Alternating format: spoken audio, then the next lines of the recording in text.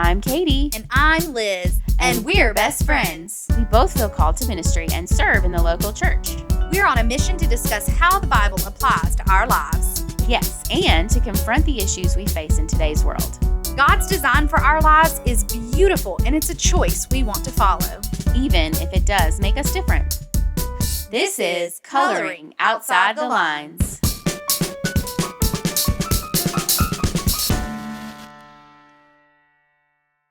Welcome to Coloring Outside the Lines with Katie and Liz. This is Katie. Hey. And I'm Liz. And you have made it to episode 5. We're so excited. Clearly, we're so excited to have you join us for episode 5 of our podcast. We're so thankful that you're still listening. I want to go in and put a disclaimer down if we sound a little bit hoarse or our throats are a little bit scratchy. Well, it's because they are. Yeah. We just got back from youth camp. And I think that brings us into our first segment. Right. Of Confession Session. We love Confession Session. Confession Session. And boy, do we have a story for you. I feel like we're not really confessing anything we did wrong in this story. Oh, no. We are confessing for someone else. There's actually several things that we're going to be confessing. Oh, several. Okay. Yeah, I think we just want to kind of tell you about our camp experience. Mm-hmm. Honestly, we are past it now. We look back. The reason we're sharing this on Confession Session is because we think it's so funny. Like, we laugh. Hilarious. We think it's hilarious. So, we even thought it was funny while it was happening, to be honest. Yes, no doubt. So, Katie, you want to tell us about night 1 of our arrival at camp? Okay, so we, as you know, we first met while chaperoning camp at the beach, which was great. This camp was not at the beach, but it was still great. It's on a hill, not a mountain, on a hill far away in Tennessee. And on the first night, we had a service, which was great. The glory of God was there. Lives were changed. It was awesome. And then we played The War. The War. Which was tug-of-war. Really just tug-of-war. We didn't do so well. Our team did not fare well in the old tug-of-war. We got last place. We were robbed, I think, because... No doubt. We had to pull uphill and the other team pulled downhill. So we had the most team spirit. That's what really counts. Yeah. We're amazing. Neither one of us actually played tug-of-war. No. We were good cheerleaders for the kiddos. No. So we head back to the dorm. It's about, midnight-ish. And lo and behold, one of the girls is like, "Can I go to the bathhouse to take a shower?" And I'm like, "No, we have our own showers here. That's why the dorm is amazing. You can't go to the bathhouse." And she's like, "Well, there's stuff coming out of the showers. Like the showers are full." And I was like, "Oh my, drama. Teenage girls, whatever. Like, it's dramatic. Just a little bit of water or something. Yeah. It's camp, it's not perfect." So I go back there to investigate while Liz is lounging on her bed. I was tired. And lo and behold, all 4 shower stalls were full of some sort of like radioactive green, sewery smelling water. It was not nice, y'all. It was gross. And I was like, "Liz, we got to call the guy. We got to call somebody now." And it was happening to both of our dorms. Yeah. So needless to say, some things that aren't supposed to be flushed down the toilets if you're on a septic tank with tiny pipes had been flushed down the toilet for who knows how long they'd been there. And then our arrival with lots of girls did not help the situation. But that's all right. We partied with the interns till the wee hours of the morning until everything was unclosed. So that was night 1. So then it was amazing. Day 2 rolls around. But I would like to say in this confession session, you and I personally did not flush anything we're not supposed to do. We did not contribate to the problem. Because we are veterans of the camp. We know camp veterans. And we read the signs in the bathroom. So I will say, camp goes on. They get that problem fixed. Well, now we're at the end of camp. The end. We're at the end of camp. It's been glorious. And once again, we almost won camp, by the way. We were very good. We did. We were in the top 3. I won't tell you which place in the top 3 we got, but we were in the top 3, and there are 8 teams for any of you who want to make funny comments about, oh, there must have only been 3 teams. No, there were 8. No, 8. Go Big And we Orange. were in the top 3. Yes, it was great. And we played some games. Oh, we definitely played some games. Like Liz and I personally. Yeah. And I may or may not have cheated some. You ain't cheating, you ain't trying. Honestly, we probably shouldn't say that since we're fixing to talk about the Word of God. That was my confession. We went to the altar and repented. I for cheated sure. a little at Tire Inner Tube Frenzy, but no one objected. They were for it. They were here In for fact, it. they were like, "Okay, All cool. right, we respect it." Yeah. So we come to the end of camp, End of camp. and It's time to go home." I want you to know we took 2 buses to camp. 2, We took 2. 2, not 1, 2. 2. Emphasis on the 2. Remember, we take a lot of luggage. Oh yeah, girls. You know they take lots of luggage. You gotta have a lot of things. You gotta change twice a day. And we only ended up having one girl leave Early. early 'Cause for she had other to do commitments. Another thing, yeah, she wasn't sick or anything. Well, for some reason, we only were going to bring 1 bus back. Yeah, we went in 2. Maybe we could fit in 1 on the way back. We don't fit. There's Mhm. not enough room for Katie and I. Nope. So we hop off the bus and we had to call a rescue team. A rescue team. A rescue mission was in motion. Roll to the rescue. But our rescue mission had to finish some work before they could come and get us. Oh, yeah, they didn't come immediately. Nope. Like about the time we thought they should be there, They we were get a leaving. text saying, "I'm on the way." So keep in Meanwhile, mind, we're starving. we're starving. They're cleaning camp up and we are sitting there. I mean, it was kind of like the rapture took place. We felt very alone. So needless to say, all that to say, that's our confession session for this week. We were left at camp. We were truly #left behind. Hashtag left behind. But the rapture didn't occur. So the we good felt news better. is we're back. We're with still episode here. 5. Woo, woo, woo. That's our confession session for this week. Not our confessions of things that we did wrong. Nope. But just funny stories that happened to us. this Sometimes past week. life happens to you instead of you making happening to life. That doesn't make any sense. No, but it's who we are.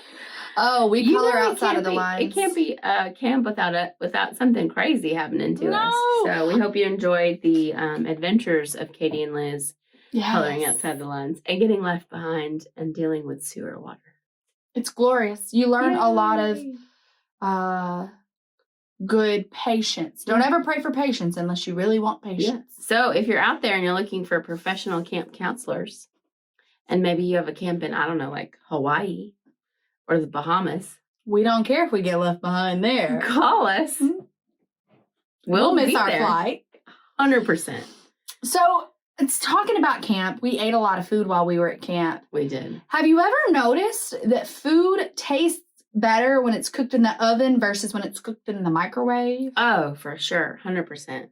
I have noticed that. In fact, I was cooking a meatloaf the other day. It was frozen. I didn't make it from scratch. I don't make good meatloaf from scratch at all. I've tried. Send me your recipe if you have a good one. My kids love meatloaf. Can you imagine that? It's weird. It's very And Liz strange. was over and she was like, because we were playing this podcast, and she's like, "Can't you just stick that in the microwave?" And I said, "I could, but it won't taste as good. It'll take an hour, but it'll taste better in the oven." And sure enough, it did. It sure did. Food is so much better, though. I feel like on the flip side of that, food is so much better when you sit down in a restaurant Oh, for sure. versus going through the drive-through window. I Oh, yeah. mean, like take McDonald's, for example. Mm, McDonald's has got the Big Mac, yeah. and your son thinks the Big Mac is He glorious. loves the Big Mac.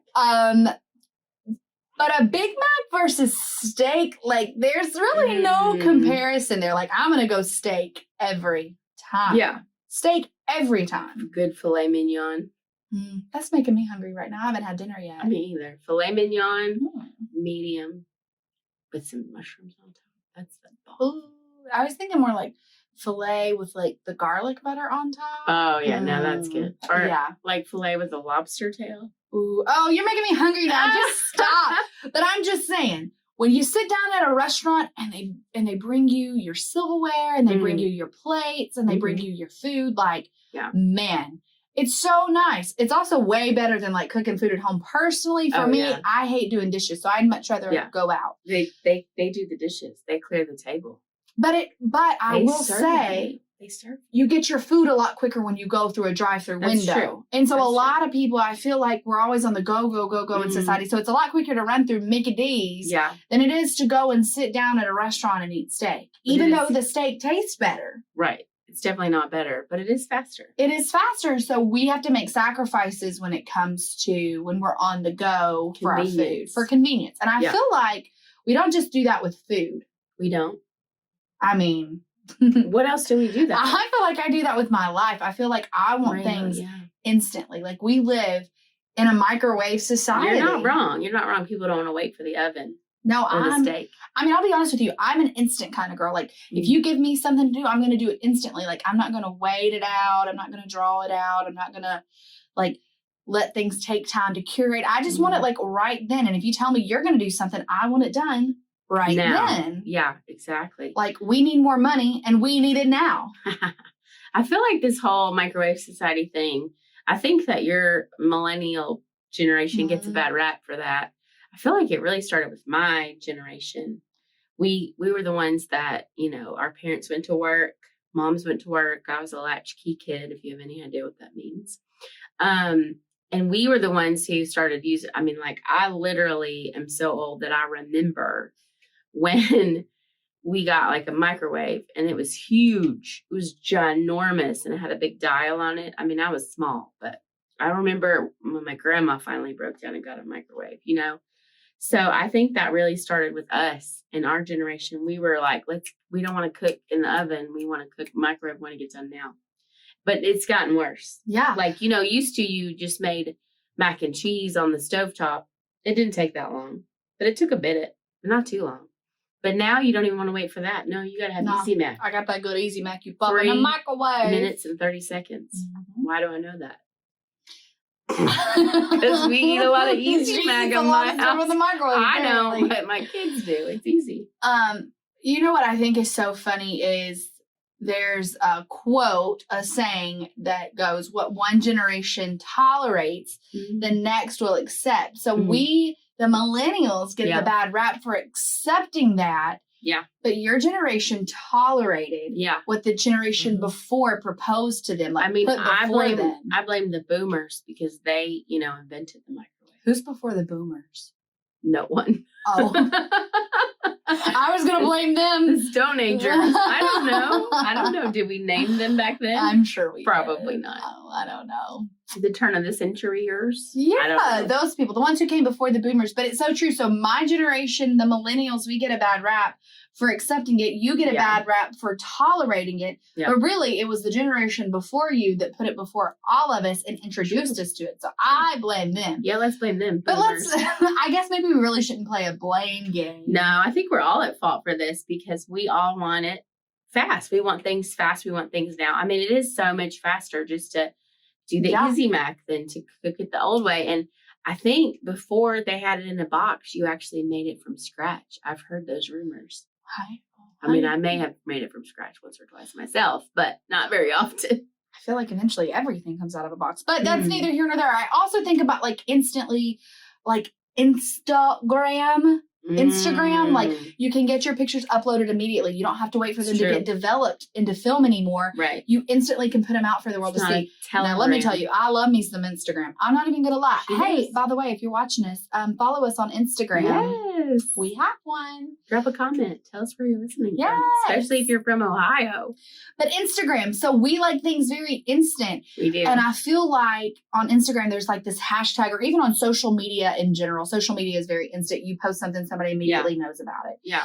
And so there's you can't delete it fast enough. Somebody's already liked it. I feel like on Instagram, or social media, not just Instagram, I feel like we're like trying to hashtag live our best life. Oh, yeah, for sure. We want it fast and we want the best. We want when in our 20s, the house that our parents have in their 50s. Yeah. We don't want to wait what for they it. have. We want their cars, their houses where they worked their whole lives to get there. We don't want to start out small like they had to. And then we're just like, oh, living my best life. Hey, Yeah. listen, I'm not knocking it. I say that all the time. Like Katie will call me You and do. she'll be like, what you doing? I'm just like, no, nothing, just living my best life. And I think we don't really take into consideration, like, really, what is your best life? Mhm. That's true.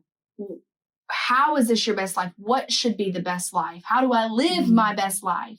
That's a good point. I mean, waiting is tough. Ugh, I am I hate to not wait. good at waiting at all. And I would not consider being in the waiting my best life at all. Not at all. I don't even like waiting in line, waiting in the doctor's office, Oh, no, that's the worst. waiting in the drive-through window. I mean, if the line is too long in the drive-through, I what get do out you of just line. drive away, right? I go to the one or that's you go smaller. inside. You're just like, forget it. So I think waiting is so hard. And I don't think anyone's going to hashtag, like if I'm sitting at the doctor's office waiting, I'm not I'm not hashtag living posting my a best picture. life. Yeah, I'm not posting hashtag living my best life Yeah. waiting. And then I wait to get called, and then I wait in the waiting, and then I wait again. I mean, they call it a waiting room. Yeah, it's the worst. It's like being called to the principal's office.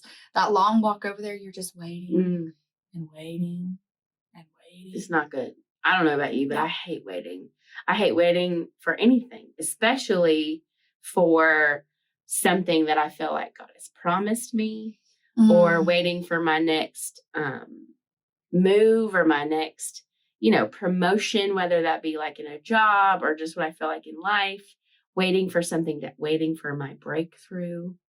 But you know what? Whatever it is. Waiting's not always a bad thing. Sometimes it's It's in the true. waiting that really what God has for you, you're learning. And at the end, it's the reward. It's And- so true. And so I think sometimes in the waiting, we're like, oh, I'm just waiting to get what God has for me. Mhm. Well, the truth about it is maybe what you're supposed to learn is in the waiting and your reward is at the end of that waiting. Yeah. So we obviously always like to not just hear us talk from our hearts or Right. from our minds. Sometimes they're a little crazy, even though we're hashtag living our best life. Living it.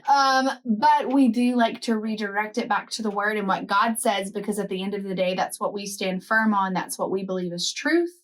Yeah. And that's never going to change. And that's where we should always look when we're not sure what we should do or what's happening, or we're not sure why something's happening to Yeah. us, or we're waiting for Yeah. something to happen. Yeah. I mean, we should always go to the word. It has an answer for everything. Yeah. It's always relevant. So Joseph, he had a God-given Joseph. dream, right? Yes. Wasn't Joseph the guy with the dreams? He was the guy with the coat of many colors, but also the dreams. He was the dreamer. That's what his brothers called him. They're like, there's the dreamer. I don't think they said it nice, though. They were not hashtag living their best life. They did not like Joseph. Joseph was, at this point in time, hashtag living his best life. Because he was the favorite. And you know what they say? Favor ain't fair. He was the favorite of his dad, Jacob, who had many sons. Think Father Abraham had many sons, but really it was Jacob who had many sons. He had many sons because he had some wives. That's a whole different story. We might talk about that another time. We might. It's pretty interesting. It is. Katie, will you read that? It's found in Genesis. Joseph's story is found in Genesis. Will you read that for us? Yeah, because Joseph has this dream, but it takes a long time Yeah. for it to happen. So in Genesis chapter 37, verses 5 through 11, and I'm reading out of the New Living Translation, it says, one night Joseph had a dream, and when he told his brothers about it, they hated him even more than ever. Listen to this dream, he said. We were out in the field tying up bundles of grain. Suddenly my bundle stood up, and your bundles all gathered around and bowed low before mine. Boy, I wonder why they hated him. Can't imagine. Shocking. Verse 8 says, his brothers responded, so you think you will be our king, do you? Do you actually think you will reign over us? And they hated him all the more because of his dreams and the way he talked about them. Verse 9 says, soon Joseph had another dream, and again he told his brothers about it. Listen, I've had another dream, he said. The sun, moon, and 11 stars bowed low before me. This time he told his dream to his father as well as to his brothers. Now remember, he's his father's favorite. His father loves him. He gave him a special coat. But his father scolded him. What kind of dream is that? He asked. Will your mother and I and your brothers actually come and bow to the ground before you? But while his brothers were jealous of Joseph, his father wondered what the dreams meant. So he was kind of mad about it. But then at the same time, he was like, wonder what this means. Yeah, and I think as we read on in the Mhm. story, we see this is just the beginning for him. I think Yeah. we see the start of this waiting period for Joseph. Yeah. He endured a lot of hardships, and just Mhm. like you might be enduring a lot of hardships at this point in your life. Katie, what are some hardships that Joseph had to endure? Well, you know, he has this dream. We're not exactly sure how old he is at the time, and he's the second youngest. It seems like he's pretty young because his brothers are out tending the sheep and he's still at home. So he's probably still pretty young, maybe a teenager, because as he gotten older to be a man, he should be out working. And so he's out. So this is when the dream comes. Well, then his brothers see him coming out again and they're mad. Like they are so not happy with him. First, he's the favorite. Now he's having these dreams about them bowing down and he's telling them about it. And they are not loving it. I'm not sure what Joseph was thinking, telling them these dreams. I mean, could he just not keep it to himself? Keep him to himself. I guess he was excited, or maybe he hoped that they knew what it meant. But they see him coming again when he comes to check on them for his dad. He was kind of the dad's spy. He tattled on them a lot. His dad would send him out there and he would tattle. So here he comes to check them out, see what they're doing, make sure they do the right thing. And they decide they're going to kill him. Dead. But Dead. instead, his oldest brother, Reuben, says, let's not kill him. That's pretty harsh. So they sold him into slavery. I'm not sure if that's better. Seems like a pretty bad thing to do. So poor Joseph, he's into slavery, or he's not into slavery. He's sold into slavery. Yeah. Which for a kid, he's like, his dad was rich. He was living his best life for real. And now all of a sudden he's a slave. And then we skip over to chapter 39, and Potiphar, who's like a governor of the area, he buys Joseph, and he realizes Joseph is smart. He's a sharp kid. He's doing a great job. He's trustworthy. He's honest. I mean, he's a good kid. So he puts him into charge of things. Well, then. But then Potiphar is married. Yep. And she is Not nice. We'll leave it at that. not a good lady. So at this point we call him Joe, but we won't say what we call her. But it Okay? might rhyme with Joe. Okay? You can read between the lines on that one. We might be a little outside the lines on it, but that's okay. Yeah. But she is not faithful. She is No. not loyal. She's nothing. She's literally the opposite of Joseph. But I guarantee you, if Mhm. she was alive today and social media was around, she would be hashtagging living her best life. Oh, for sure. And I have a feeling this is not the first time that Potiphar's wife has done this to a slave. No. She propositions him. She wants something from him. Yeah. And he is like, nah, girl, you're married to my boss. I'm not messing with this. And so even though he was like, ain't gonna happen, not today, get thee Mm-mm. behind me, saying all the things, he still gets falsely accused. Oh, yeah, she's mad because he rejects her. So she starts hollering and saying that he did stuff to her that he did not do, He didn't obviously. do. So Potiphar's mad. Of course, he's going to believe his wife. Oh, yeah, He of course. doesn't know how she is when he's not there. I'm going to bet that this probably is not the first time that Potiphar's wife had done this because she was so comfortable in doing it. Yeah. And I bet so- most servants took her up on the offer. They probably thought they Is had it- to. Right, and it probably made their life easier. They probably got a better job. They didn't have to work as hard. Yeah. So he was falsely accused and then he was sent to prison. Sent to prison. And prison today is not good. Let's just get that straight. Right. No. Mm-mm. But prison back then Worse. was worse. way Like, worse. we won't even get into it. Not good. But you know what? He has favor again because favor ain't fair. But Joseph has favor. He's a sharp kid. He does a good job. Yeah. And, he has the favor of God on his life, obviously. And so even though he goes through these times, he's sold into slavery, he's falsely accused, now he's in prison, the warden of the prison puts him in charge of all the prisoners. Yeah. Like, gives him the keys. And he doesn't try to escape or anything. He just does his job. There's some guys there who work for the king. They've been put in prison. The king was mad at them. They have dreams. Joseph interprets them. One gets killed, Axed. which is what his dream suggested. Yeah. And the other one goes back to the king. And Joseph's like, just remember me when you get out. And the guy's like, oh, yeah, I'll do that. Does he remember Joseph? No. Not for a bit. Not for a bit. He goes back and forgets until the king finally has a dream. Yeah, but I think it's funny that, like, he's consistently had favor on. I mean, I don't find it funny. I don't find it coincidental at all. Mm-mm. He's consistently had favor on his life through all these situations, even though they might seem like, my goodness, why is he having to go through this? Why? Yeah. Like, that ain't favor on his life. Honestly, the situations could have been way worse. And I think Joseph knew that. I think Joseph knew, like, this wasn't rock bottom. Like, it may feel like that at times, but it wasn't rock bottom. He still had favor on his life. And he could have given up and he could have given into that temptation. I mean, honestly, it would have been way easier. Yeah. But that favor would have been removed from his life. For if sure. he had given into that. He had sinned, yeah. And so finally, we roll around to where he is brought to Pharaoh to interpret. Pharaoh has a dream and he's brought to Pharaoh to interpret this dream. Yeah. And then his dream becomes reality when he's put in charge of the entire land of Egypt. So now Joseph, that's just where Talk we're about at. favor. Talk about favor. Right after he had already been we've already seen he's falsely accused. He's put into prison. Still having favor on his life. Yeah. It's incredible. Because God had chosen him, before he was even born to be the deliverer of Egypt or of the children of Israel or the children of Jacob at the time. Because God knew this famine was going to happen. Yeah. And God gave Joseph that dream when he was very young. And it took a long time for that dream to come to pass. But here it is.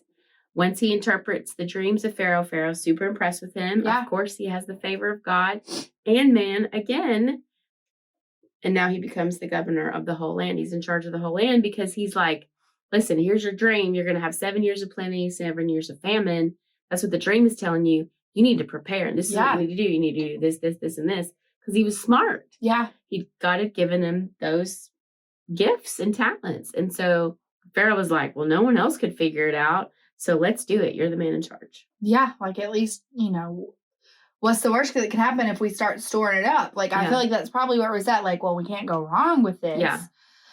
So then I feel like we skip forward to chapter 42. Mm-hmm. And now enter into the scene his brothers and family back into the picture. Now, keep in mind, Joseph is like a head honcho now. Yeah. He's like the man in charge. Yeah. We've gone through these 7 years of good, and now the famine has started. Yes. So it's been a long time. We're not exactly sure how many years, but it's been a long time since Joseph has seen his brothers. Right. And I think it's good to note that throughout all these circumstances that were bad, like you said, favor of God has been on his life the whole time.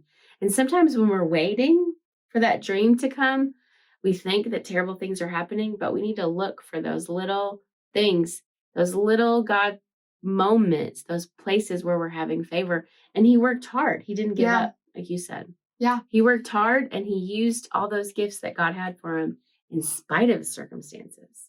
I think it's super important for us to remember that when we're working in our jobs, even if you don't like your job or you don't like your boss, at the moment, if you keep working as unto the Lord, he'll make a way for something better.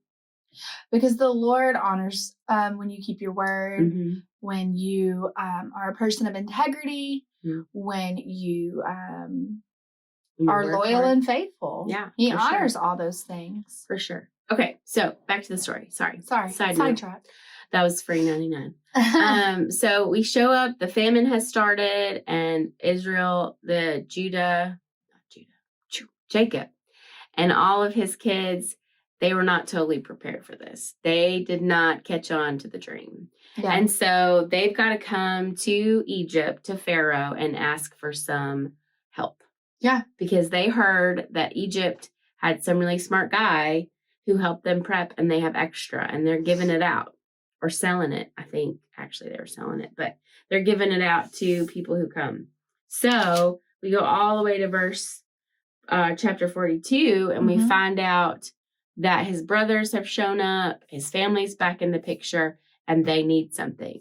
And Joseph realizes who they are, but they have no idea who he is. who he is. Which shows us that number one, he probably dressed different now that he was in a different culture. He had a different place in society. Yeah. But also he had grown up. And so they weren't with him every day to watch him grow up. So I think that's a good indicator that like there has definitely been years of maturation since they've seen him. Yeah. And he's kind of been on the lookout for them because he thought, they might show up because they're probably going to need some help. Yeah. And so this was the moment he wanted, but they didn't bring his baby brother Benjamin with them because Dad won't let Benjamin out of his sight after what happened to Joseph. Yeah. Because he thinks Joseph got killed by an animal and is dead. He didn't know that they sold him into slavery. And so Joseph wants to see his baby brother. He wants to know that they didn't harm him. Yeah. Before he's going to help them because he's still kind of salty.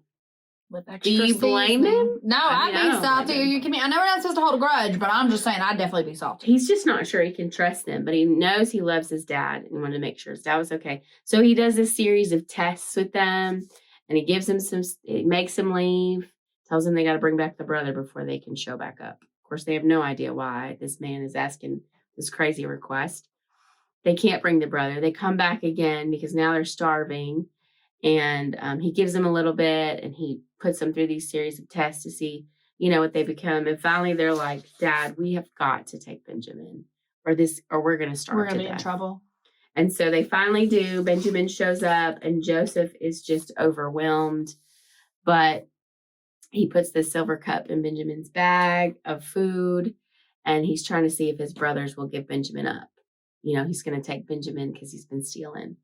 And the brothers are, no, well, you can take all of us, but we have got to take our baby brother back to our dad. Yeah. And so then he realizes, okay, they've changed. They feel bad for what they did to me. They're good guys. Yeah. And so he reveals himself to them and it tells them who he is.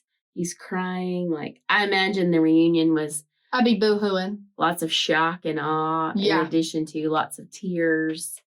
I'm sure these guys are like pretty happy that he's not dead. 'Cause I'm sure not long after they sold him into slavery, they were feeling pretty bad about their move. And I'm sure a lot of them regretted it for a very long time. Of course. I'm sure obviously they never forgot about it. You can't forget about something like that. No, and they probably started to believe that he was dead because they were probably like, our little brother was soft. He didn't have to work hard. He had it easy, so he probably did not survive slavery. But he had favor. And so Joseph says in chapter 45, so remember we started in 37, and it takes all the way to chapter 45 for us to find the end of the story.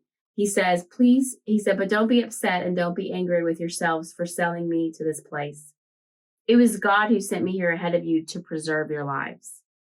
This famine that has ravaged the land for 2 years will last 5 more. And there will be neither plowing nor harvesting. God has sent me ahead of you to keep you and your families alive and to preserve many survivors. So it was God who sent me here, not you. And he is the one who made me an advisor to Pharaoh, the manager of his entire palace and the governor of Egypt. I found that very interesting that he's figured out the deal. Yeah. He's realized that this was all part of God's plan. God sent him to Egypt ahead of him and gave him favor throughout and protected him. Yeah. And I just think that shows how faithful God is. Like, he's so faithful. In the waiting, God is faithful. In the middle of your trials and your circumstances, even after the waiting is over, he's still so faithful. Yeah, and I think it's like if God had told Joseph in the dream what was going to happen instead of just the end, but if he had seen, okay, now you're going to go be sold into slavery and then you're going to be a prisoner and you're going to be falsely accused. Yeah. I mean, Joseph would be like, no. I'm not signing up for that. And I'm for sure not fixing to tell my brothers my dreams. It all started because God, here's the cool thing, like God gave him this dream, like he was given this dream. Yeah. And he told his brothers. Had God revealed that to him in the dream, now you know for sure, if you had this dream, you wouldn't be marching yourself out there to have all these things happen to you. Because we're still human. We still live in the flesh. Like we live in a sinful world. So you know you aren't fixing to march yourself out there and tell them if you know what's fixing to happen. Right. And I think it's so interesting to think about when God gives us a dream. Might not be the one where we go to sleep and we dream about, wheat bowing down. But even if it's just a desire of your heart, a dream for your occupation, for your job, for a family, for kids, to be married, for a house, even a new car, whatever that dream is, sometimes, I think we all want it right then. Oh, I know I do. I'm impatient. And I think a lot of us, we forfeit that dream because we don't wait, and we don't wait well. And Joseph waited well. I think a lot of times when things don't happen instantly, we're like, oh, I must have just not heard from God, right? I must have read that one wrong. That just must be me. I may have just had way too much, I must have just had indigestion or something. Honestly, we laugh at it, but it's so true. I know that I'd been waiting on something from 2019, and it just recently came to fruition. I waited a year and a half to see that come through. Yeah. And it was hard. There were a lot of times I was like, no. I mean, I'm not going to lie. Be very transparent. I was like, no, it ain't going to happen. It's done. It's over with. It is what it is. Yeah. But For me, the same. I mean, we just recently realized a dream of owning a home again, and it's a beautiful brand new home. And we've been waiting for 6 or 7 years. And honestly, there were many days, so many times. And I said it out loud probably way too many times. Maybe if I'd been quieter, it wouldn't have, would have happened that's true. sooner.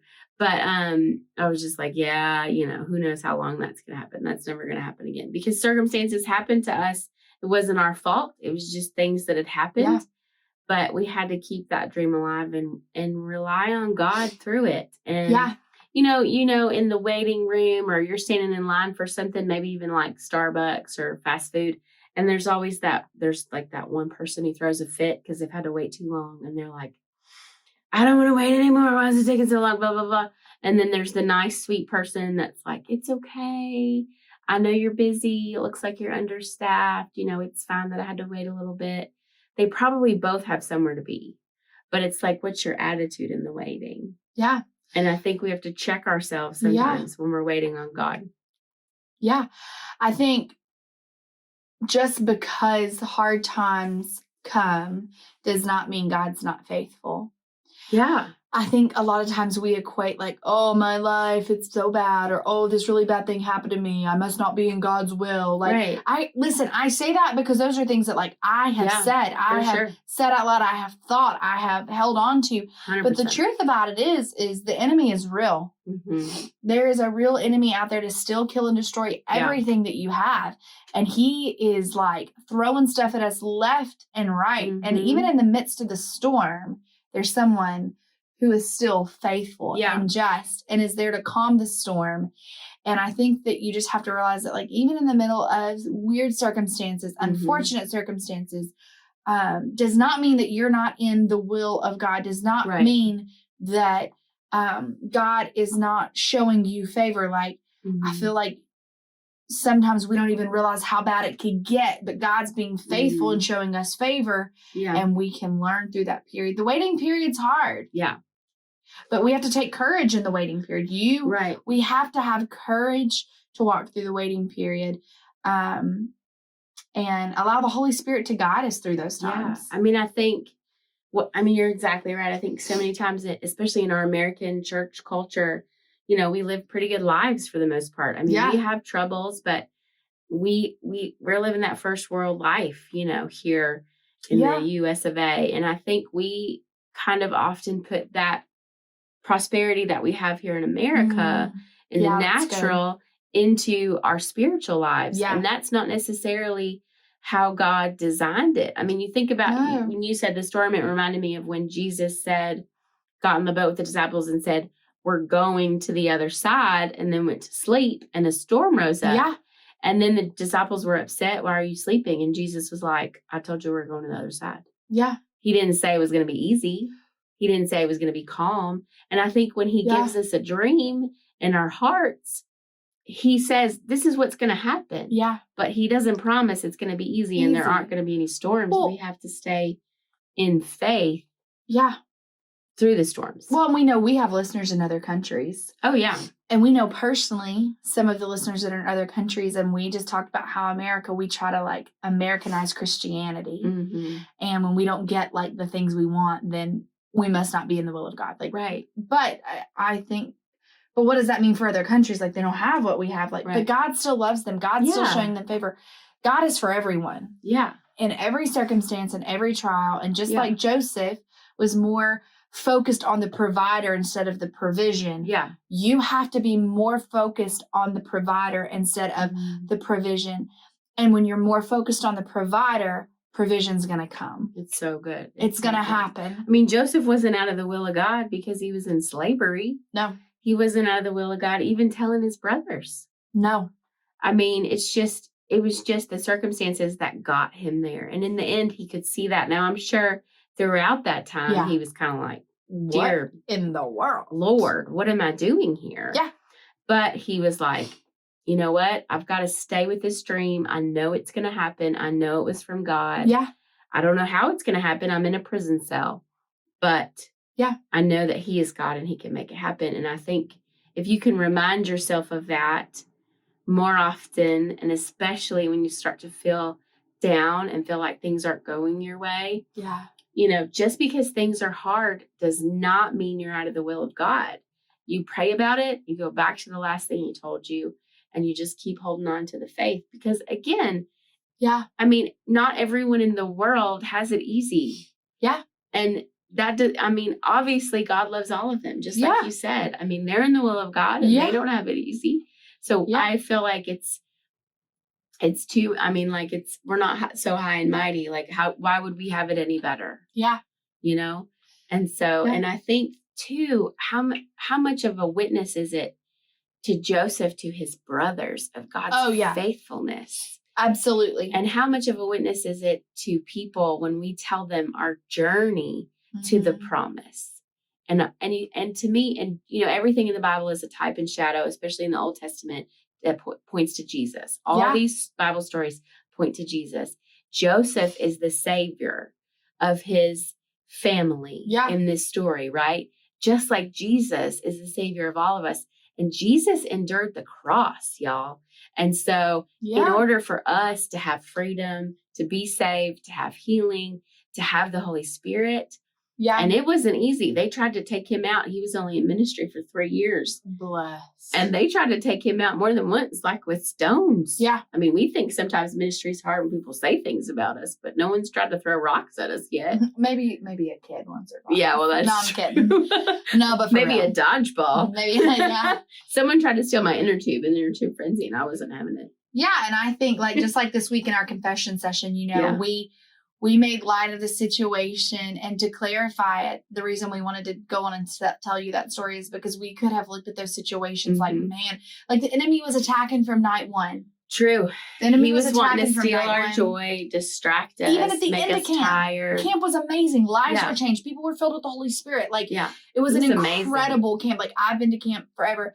And I think even at the end, like the enemy wanted to attack us. But what I thought was so cool is we Mhm. talked about it and we were like, this is just a part of it. Like this is a part of life. Yeah. Like, and we honestly had the best time We staying did. at camp. We did. It was so much fun. We got to talk to friends. We got to stay a little bit longer. Made new friends. So the Lord still showed favor for us Yeah. and for the whole group. But we do have a quick challenge for you before we go. Yes. I guess it's not quick. We'll say it quick, but it's not a quick challenge. There You we know go. what I'm trying to say. Are you going to wait for God's best for your life? Or are you going to take the other path and be like, well, this is here. It's done. It's already ready to go. Let's just get it over and done instantly. Are you Yeah. going to continue to have microwave faith? Yeah. Or are you going to have that filet mignon? It's so good. You know what I'm saying? Because when we try to make it happen, when we try to make the dream happen, you think about Abraham and Sarah, and they tried to That make the didn't dream go over happen. well. We talked about that before. That didn't end well. So I think that's what happens. We can get in the way of that. So we challenge you. Yeah. Go back to your dream. What is your dream? Remember what God's Mhm. put in your heart, or maybe He's birthing something new in you. Yeah. And stay faithful during the waiting. Or if you're in the waiting, don't get out and like take a detour. Don't take an exit ramp because, okay, well, I could just camp out here. This would be fine. Yeah. Like God does not want you to live like a mediocre life. No. God wants the Mm-mm. best for you. He's already planned the best for you. Mm-hmm. And There may be some storms along the way. There There may may be be some some tests and troubles trials. and tests and trials, but don't give up. don't give up. God's walking with you through it all. Yeah. So what you're walking through, God's walking through with you. Yeah. You're not alone. Yeah. And I think sometimes we forget that. Like we always say, oh, we're not alone. You know, he'll never leave us nor forsake us. But like, it's true. Literally what you're walking through, God's also walking through. Yeah. With and you. he knows the end and he's there with you. And find someone that you can talk to about Yeah. it. Find a friend or send us a message and let us know how we can pray for you. Yeah. We so appreciate you listening. And we really hope every time that we make this podcast, our goal is to encourage you and to give you some ammunition to continue to fight the good fight of faith. Yep.